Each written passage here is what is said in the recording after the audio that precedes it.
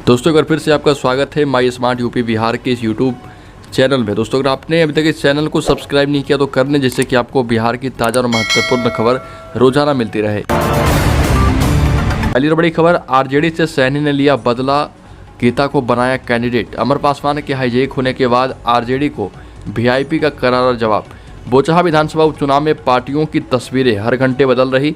पहले बीजेपी ने वीआईपी से सीट छीनी, फिर तेजस्वी ने वीआईपी से उसका कैंडिडेट छीन लिया। अब वीआईपी ने इन दांव पेचों का जवाब देने के लिए आरजेडी के कद्दावर नेता रमई राम की बेटी गीता कुमारी को अपना कैंडिडेट बना दिया है। इसके साथ ही बोचहा का मुकाबला त्रिकोणीय हो गया है। इस दौरान मुकेश सैनी ने कहा कि एनडीए में रहकर दोस्ताना लड़ाई लड़ेंगे, घर को सुरक्षित रखने की लड़ाई है। हम अपने अधिकार की लड़ाई लड़ रहे हैं। हमारी कोशिश मुजाफिर पासवान जी का साथ देने की थी, लेकिन अमर पासवान ने जल्दबाजी कर ली है। अगली खबर, पहले पूछा कि किस धर्म के हो, हिंदू बताने पर मार दी गोली। दक्षिण कश्मीर के पुलवामा के गंगू इलाके में बिहार के रहने वाले रेहड़ी पटरी बेचने वाले पारस मंडल के बेटे विश्वजीत कुमार पर आतंकियों ने हमला कर दिया। पीड़ित को जिला अस्पताल ले जाया गया है, जिसे एसएचएम में रेफर करने की संभावना है। सुरक्षा बलों ने इलाके की घेराबंदी कर ली है और जम्मू कश्मीर में 1 घंटे के भीतर बिहारियों पर यह दूसरा बड़ा आतंकी हमला है। खबर, पटना एम्स ने खोजी कैंसर के इलाज की नई तकनीक। पटना एम्स ने कैंसर के मरीजों के ऑपरेशन में इतिहास बनाने का दावा किया है। दावा किया जा रहा है कि ऑपरेशन में ऐसी तकनीक का इस्तेमाल किया गया है जो अब तक देश में किसी भी सरकारी अस्पताल में इस्तेमाल नहीं किया गया। कैंसर पीड़ित एक 60 साल की महिला और 25 साल के युवक पर हुए ऑपरेशन के सफल प्रयोग के बाद अब एम्स की तरफ से यह दावा किया गया है कि अब कैंसर के जटिल मरीजों का ऑपरेशन भी आसानी से किया जा सकता है।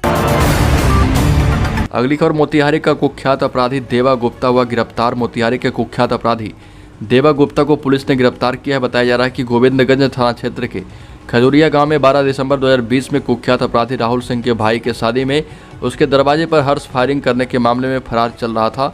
हर्ष फायरिंग में देवा गुप्ता सहित 7 लोगों पर प्राथमिकी दर्ज हुई थी।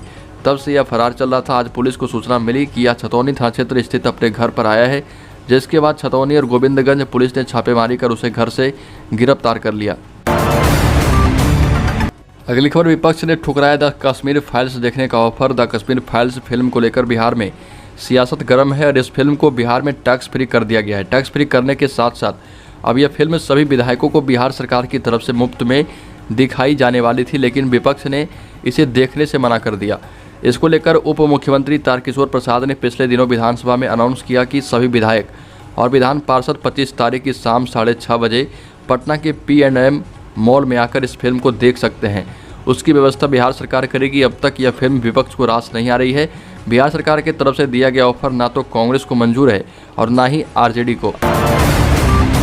अगली खबर, बिहार में बढ़ी पेट्रोल डीजल की कीमतें, प्रति लीटर देने होंगे रुपये ज़्यादा। पेट्रोल डीजल के दाम में इजाफा हुआ है। इस वर्ष उसकी कीमत सर्वाधिक ऊंचाई पर पहुंच गई है। करीब 4 महीने से इसकी कीमत बढ़ नहीं रही थी, लेकिन अब प्रतिदिन कीमतों में इजाफा हो चुका है। आपको बता दें कि करीब 4 महीने बाद पेट्रोल डीजल की कीमतों में इजाफा किया गया है। बिहार में इनकी कीमत रिकॉर्ड स्तर पर पहुँच गई है। इस वर्ष की सबसे ज़्यादा कीमत हो गई है और पेट्रोल 107 रुपये 97 पैसे की दर से बिक रहा था, जो अब बढ़कर 108 रुपये 41 पैसे हो गया है। वहीं डीजल 93 रुपये से बढ़कर 93 रुपये 42 पैसे पर पहुंच गया है। अगली खबर, बिहार में मुस्लिम परिवार ने दान कर दी अपनी 2.5 करोड़ की ज़मीन। बिहार में सामाजिक सद्भाव को आगे बढ़ाते हुए इश्तियाक अहमद ने गंगा जमुनी तहजीब की मिसाल कायम की है। दरअसल इश्तियाक अहमद ने रामायण मंदिर के निर्माण के लिए 2.5 करोड़ रुपये की ज़मीन दान कर दी। बिहार में दुनिया का सबसे बड़ा बनने वाला रामायण मंदिर के लिए मुस्लिम परिवार ने 2.5 करोड़ की ज़मीन दान कर बड़ी मिसाल पेश की है। पूर्वी चंपारण के कैथवलिया में तैयार हो रहे सबसे बड़े रामायण मंदिर के लिए स्थानीय निवासी इश्तियाक अहमद ने अपनी 23 कट्ठा ज़मीन, जिसकी कीमत 2.5 करोड़ से ज़्यादा है, उसे दान कर दिया। पटना महावीर मंदिर के सचिव आचार्य किशोर कुणाल ने जानकारी देते हुए बताया कि इश्तियाक अहमद के परिवार ने अगर ज़मीन नहीं दी होती तो मंदिर निर्माण का सपना पूरा नहीं होता। खबर, बिहार बोर्ड के छात्रों की राह दूसरे राज्यों के छात्रों से आसान है। आपको बता दें कि बिहार बोर्ड के छात्र अब दूसरे राज्यों के बोर्ड की तुलना में अधिक फायदे में रहने लगे हैं। करियर को लेकर अब उनकी सबसे बड़ी परेशानी खत्म हो चुकी है। बोर्ड एग्जाम के बाद छात्रों को अब रिजल्ट के लिए लंबा इंतजार नहीं करना होता है। बेहद ही कम समय में बोर्ड अब रिजल्ट जारी कर देता है। इस बार 2022 को बिहार बोर्ड ने इंटर परीक्षा का रिजल्ट तो 1 महीने के अंदर ही जारी कर दिया।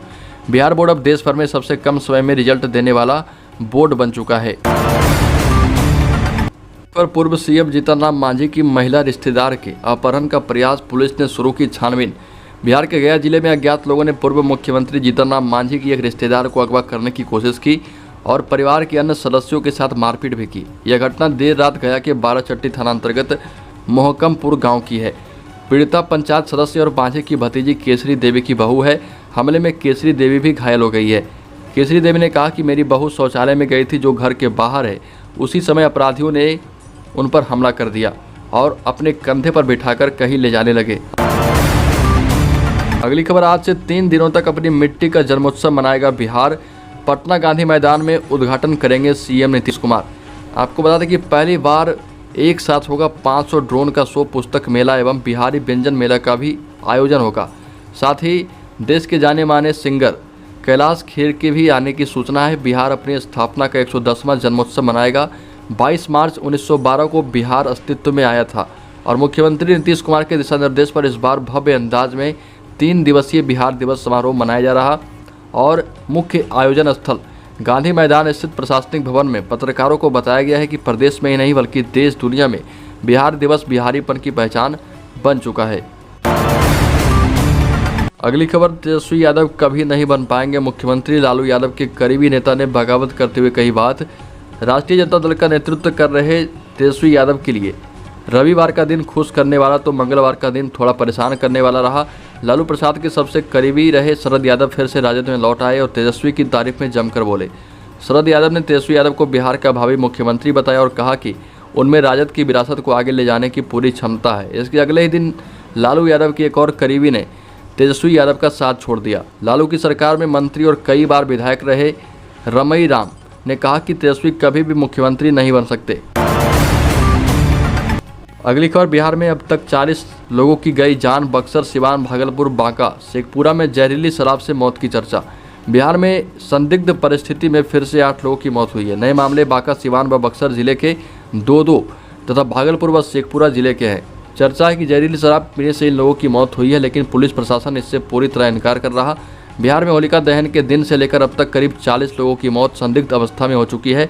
रिपोर्ट में भागलपुर में 16, बांका में 12, मधेपुरा में 3, नालंदा में एक शख्स की मौत को जहरीली शराब से जोड़कर चर्चाएं तेज है।